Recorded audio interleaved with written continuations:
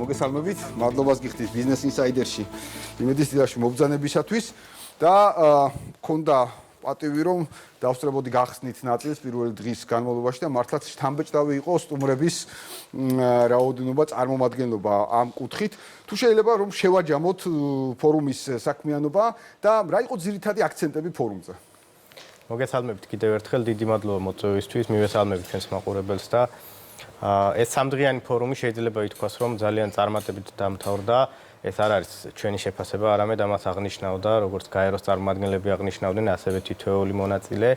თქვენი გადაცემის ფორმატიდან გამომდინარე, სანამ უშუალოდ ძირითად საკითხს შევეხები, უნდა იცით ითქვას, რომ ძალიან დიდი მნიშვნელობა აქვს ასეთი ღონისძიების ჩატარებას თბილისში, მათ შორის ეკონომიკის, ბიზნესის განვითარების მიმართულებით და ტურიზმის განვითარების მიმართულებით, რადგან ჩვენ მასპინძლობდით 100-მდე ქვეყნიდან წარმომადგენლებს, დარგის ექსპერტებს, პოლიტიკური თანამდებობის მქონე პირებს, აკადემიური წრეების წარმომადგენლებს, ანუ ფაქტობრივად მსოფლიოს ყველა კონტინენტიდან ძალიან ბევრი მონაწილე იყო თბილისში ჩამოსული და ჩვენ გარდა შინაარსობრივი ნაწილისა, მათ შორის შესაძლებლობა ჰქონდა ჩვენი ქვეყნის პოტენციალი გაგვეცნო მათთვის.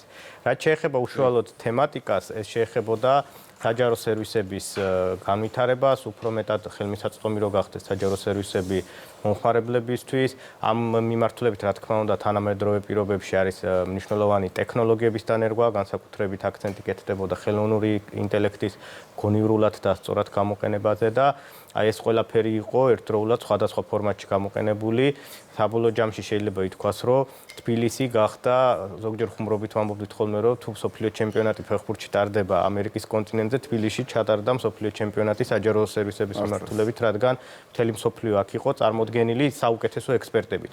თუ რომელიმე ქვეყანას ამ მიმართულებით რაიმე მიღწევა ჰქონდა, სწორედ აი თბილისში ხდებოდა ამ საკითხზე მსჯელობა და თვითონ ის რომ ჩვენ უმასპინძლეთ ამ ფორუმს, ეს იყო იმის აღიარება, რომ საქართველოში ქართული მოდელი ამ საჯარო სერვისების მიწოდების არის უმაღლეს დონეზე, საუკეთესო მაგალითია და არაერთმა ქვეყანამ აღნიშნა კიდევაც, რომ აი 10 წლის წინ, 7 წლის წინ თბილისში იმყოფებოდნენ, გაეცნენ ქართულ მოდელს იუსტიციის სახლების და ზოგადად საჯარო სერვისების მიწოდების და დღეს უკვე მათთან ძალიან წარმატებით ხორციელდება მსგავსი მოდელები. კი ბატონო, და მართლაც გარდა ამ ნაწილისა თქვენ რაც დასაწყისში აღნიშნეთ, მართლაც ეკონომიკის და ბიზნესთვის განსაკუთრებული მნიშვნელობა ჰქონდა ამდენ ვიზიტორს, ამდენ სტუმარს, ამდენი ქვეყნიდან და ასევე საშუალება ექნებოდათ არაერთი საკომუნიკაციის ადგილობრივებთან და დარწმუნებული ვარ, რომ მომავალში ეს ყველაფერი დამატებით გადაითარგმნება კონკრეტულ შედეგებში და მართლაც ქართული მოდელი ახსენეთ.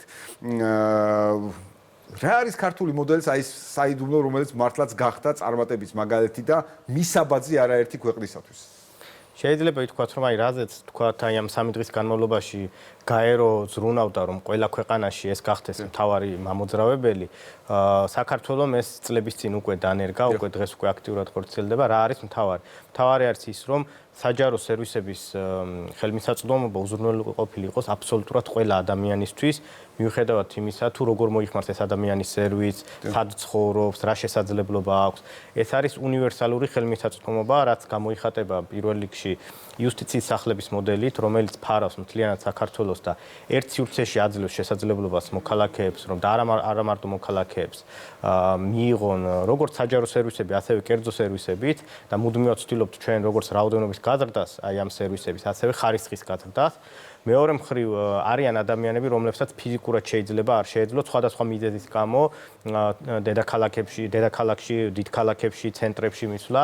ამისთვის იცით, რომ ფუნქციონირებს მობილური იუსტიციის სახლები, რომლითაც ფაქტობრივად მაღალმთიან რეგიონებში, სოფლებში, რაიონებში ჩვენ უზრუნველყოფთ აბსოლუტურად იგივე სერვისების მიწოდებას. შემდეგი მიმართულება არის დისტანციური და ონლაინ სერვისების განვითარება. დღეს უკვე ძალიან ბევრი სერვისი არის ხელმისაწვდომი დისტანციურად და ჩვენ აქტიურად მუშაობთ, რომ უკვე მობილური ტელეფონით გახდეს შესაძლებელი ფაქტობრივად ყველა სერვისის მიღება, თუმცა ეს ყველაფერი იმუშავებს პარალელურად. ანუ იმ ადამიანებისთვის, ვისთვისაც უფრო მიზანშეწონილი არის ფიზიკურად მისვლა, რა თქმა უნდა, მეტი კომფორტი დახვდებათ მათ, ვისაც ურჩევნია დისტანციურად სერვისების მიღება, ეს განვითარდება და ის თვითონ რადგან ეს მოდელი უნიკალურია, რომ ესე მუშაობს საქართველოში. ამის აღიარება იყო ერთი მხრივ თბილისში გამართვა ამ ღონისძიების და მეორე მხრივ ღონისძიების გახსნაზე საზოგადოებისთვის უკვე ცნობილი არის, რომ გაეროს გენერალური მდივნის მოადგილემ სპეციალური ჯილდო გადასცა იუსტიციის მინისტრს ბატონ პაატასალიას აი ამ მოდელის აქტიურად და წარმატებით გამოყენებისთვის, რადგან მართლაც უნიკალურია, მარტო საქართველოს კი არ სარგებლობს ამით, არამედ როგორც უკვე აღვნიშნეთ, ბევრი ქვეყნისთვის გახდა მაგალითი და დაინერგა ბევრ სხვა სახელმწიფოშიც. კი ბატონო, შეგვიძლია ვთქვათ, რომ სულ უფრო და უფრო ინკლუზიური ხდება საჯარო სერვისებზე ხელმისაწვდომობა საქართველოში ამ კუთხით და ეს პროცესი გაგრძელდება, როგორც ვატყობთ, ასევე გაუზიარებთ გამოცდილებას სხვა ქვეყნებზე. კი, რა თქმა უნდა, ინკლუზიურობაზე როცა ვსაუბრობთ, ეხლა ეს მართლა ქართული, ასე ვთქვათ, ინოვაცია არის, რომ გარდა იმისა, რაც უკვე აღწერეთ, რომ აი ყველასთვის ხელმისაწვდომია იუსტიციის სახლებში, მობილური იუსტიციის სახლით თუ დისტანციურად, მათ შორის პენტენციურ სისტემაშიც კი ხელმისაწვდომია, რადგან ჩვენ იუსტიციის სახლების მოდელი დავნერგეთ პენტენციურ სისტემაშიც და ეს იყო ნამდვილად ქართული ინოვაცია, მათთვის ძალიან მოსაწონი და ბევრი ქვეყანა დაინტერესდა ამით, რადგან გაეროს, ასე ვთქვათ, 2030-ისთვის ერთ-ერთი ძირითადი მიზანი არის არავინ დარჩეს ყურადღების მიღმა. და ფაქტობრივად მათ ნახეს, რომ არათუ 2030-ში საქართველოში დღეს უკვე უზრუნველყოფილია ეს პრინციპი, რაც შეეხება საჯარო სერვისების მიწოდებას. თვითონ ადამიანიც კი, რომელსაც თავისუფლება აღკვეთილი აქვს, მათცეც ზრუნავს სახელმწიფო და სერვისებს აწვდის პენტენციურ სისტემაში და ეს ინკლუზიურობა იყო ერთ-ერთი, აი 4 ძირითადი მიმართულებიდან, რადგან ვწელობდით, ერთ-ერთი მთავარი იყო და ნამდვილად ქართული მოდელი გახსნაზეც, დახურვაზეც და სხვადასხვა სესიებზეც აღინიშნებოდა, რომ აი მართლაც ქართული მოდელი უზრუნველყოფს იმას, რომ არავინ დარჩეს, არც ერთი ადამიანი დარჩეს სახელმწიფოდან ყურადღების მიღმა. მართლაც ეს ძალიან მნიშვნელოვანია, მით უმეტეს, როცა ჩვენ საპატიმრო დაწესებულებებზე ვსაუბრობთ, რომ სახელმწიფო ყველასთან მიდის, ყველას ადლევს შესაძლებლობას სერვისების სარგებლობის და ბოლოს აუცილებლად მინდა გკითხოთ სამინისტროს ძირითადი პრიორიტეტები მიმდინარე წელსაც, მათ შორის ნახევარი წელი ფაქტურად განვლეთ და შედგომი ნაწილი წინ გვაქვს.